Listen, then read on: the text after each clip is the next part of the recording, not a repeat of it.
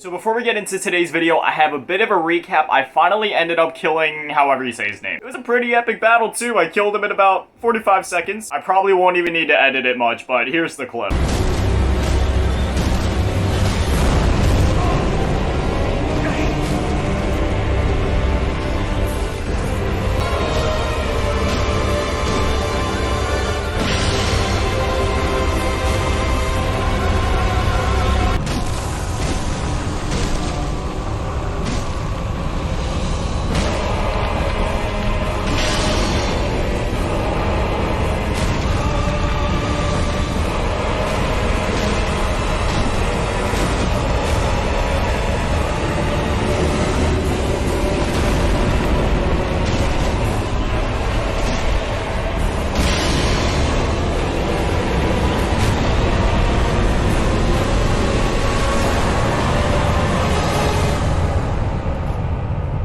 You guys probably noticed right at the end, I put on the shield of 1 because I was informed by one of the patrons that actually increases the amount of souls that I get, and I also stacked that on top of the, however you say, the silver serpent ring. So I got a ton of souls from him, and I went ahead, went level crazy, leveled up the vigor and endurance, got that up to level 18. I'm trying to keep up with that. In terms of our weight load, it is actually perfect right now. We are at exactly 70% for the weight ratio, so if we go even 0.1% higher, we'll be screwed. Anyway, I was told that before venturing into the beautiful snowy place, which I absolutely love the aesthetic of it, the Irithyll of the Boreal Valley, however you say it, is such a beautiful location. I was told to go to Cathedral of the Deep first, so that's where we're gonna go before we venture off. I also found the Smoldering Lake, and yeah, no, the old Demon King, I'm gonna come back to that later. I'm not dealing with that right now. But anyways, yeah, I realized the whole series so far has basically just been like full episodes revolved around boss fights, and I haven't had as much of the exploring on camera, which I don't like, because I like doing a good bit of the exploring on camera, just kind of having some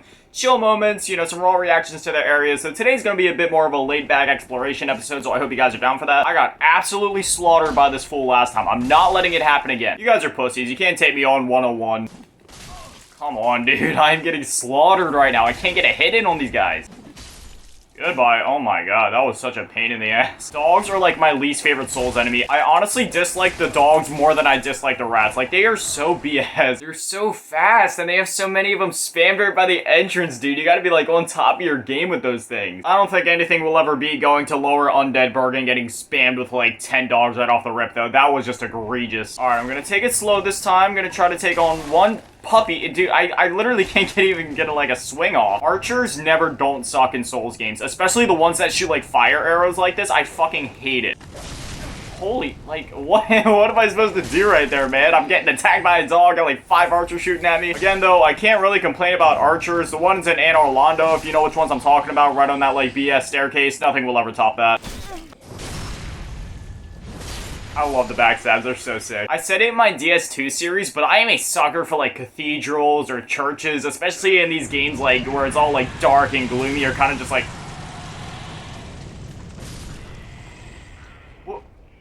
Is that like the Dark Souls equivalent of a suicide bomber? Anyway, we can either keep going up to where those guys are praying and they're protecting a soul item, or we can go into the church. I think we'll go up first. But as I was saying, like, I love these like dark and gloomy like cathedral slash church aesthetics. Because like growing up, Batman '89 was one of my favorite movies, like, period, and to this day it still is. It's probably like in my top 5, if not top 3 for all time superhero movies. Like, I love it to death. And ever since I've seen that final scene where Batman encounters the Joker at the top of the church tower, like, it's just so sick. I love it. In terms of pure aesthetic, I think Drangleia Castle in DS2 may still be my favorite location in any Souls game. It is just, oh, it's so good. Do these guys just not stop spawning? I mean, if so, I mean, I might actually stay here for a minute and try to farm out some souls. But, like, every time I try to kill them, they just keep respawning. I've said this before, but, like, exploring has never been my strong suit, especially not in these Souls games, but honestly, it's like, it's starting to click finally. Like, I'm starting to want to just explore. Like, I was replying to somebody's comment the other day, and I was telling them how, like, in DS1 and 2, normally I just kind of run through the areas, get it over with, but in this game, like, for example, when I was at Road to Sacrifices,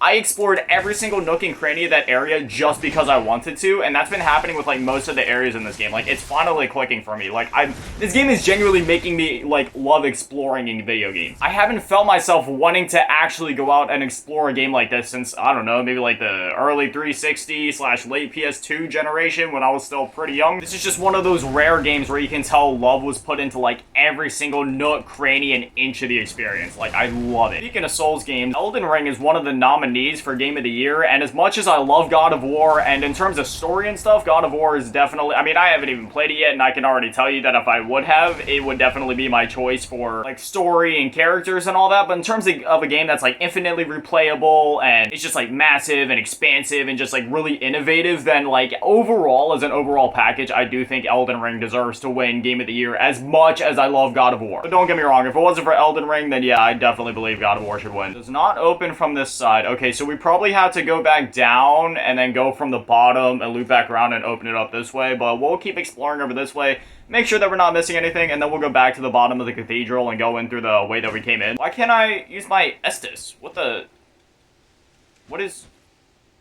What's happening? With this new mindset, I actually kind of want to replay Dark Souls 1. Not so much Dark Souls 2, because I basically did explore, like, every nook and cranny of that game for the most part, besides the DLC. Like, Dark Souls 1, I almost kind of want to go back and, like, replay it with this new mindset of, like, trying to explore everything, just to see, like, what all I missed in my original playthrough. Normally, I'm not one to replay games unless it's, like, a childhood favorite that I just know I have to replay at some point. Like, usually I play a game once, get to the credits, that's it. I'll probably never touch it again unless it really sticks out in my mind. Like, Resident Evil 4, Lego Batman, the original one from 2008, like, those are games that I replay basically annually. Dead Rising 4 is another one. I know that's a bit controversial, but I have a bit of nostalgia for it, and it's one of those games where it was in my life at the right time, and it helped me smile and get through some things that I was going through at the time. So, you know, I have a special place in my heart for Dead Rising 4, as controversial as that is to say. I don't know how many of my viewers are into, like, the Ninja Gaiden games or Dead or Alive, but there's a potential that...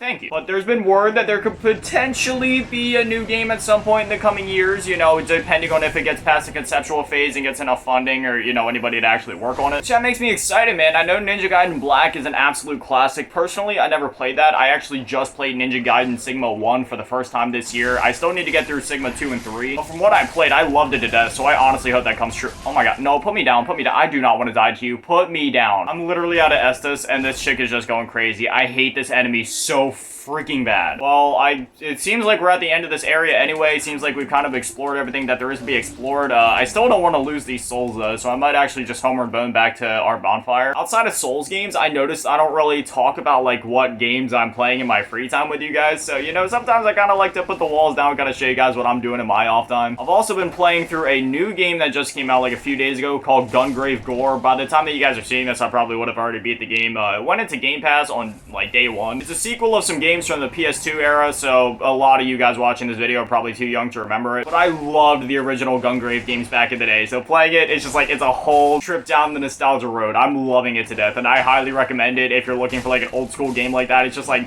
button mashy action, fun, simple story, just stuff like that. Alright, this time I want to go through the doors and see what's inside this cathedral. It's honestly been nice taking a break and making a chill exploration video like this. Don't get me wrong, I love the exciting boss fight videos, but holy crap, sometimes my pulse needs a break. Bonfire ahead. Wait, really? Didn't we just have a bonfire out there? Why is there another bonfire? Dude, there was literally one like 20 steps away. Okay. Despair ahead. Oh no, is there something coming up that I should know about? Two ways I can go. I guess I'll try going straight. Oh, never mind. Does not open from this side. Okay, I'll try the other side. Notched whip. Aren't the whips just like joke weapons in this game? Does not open from this side.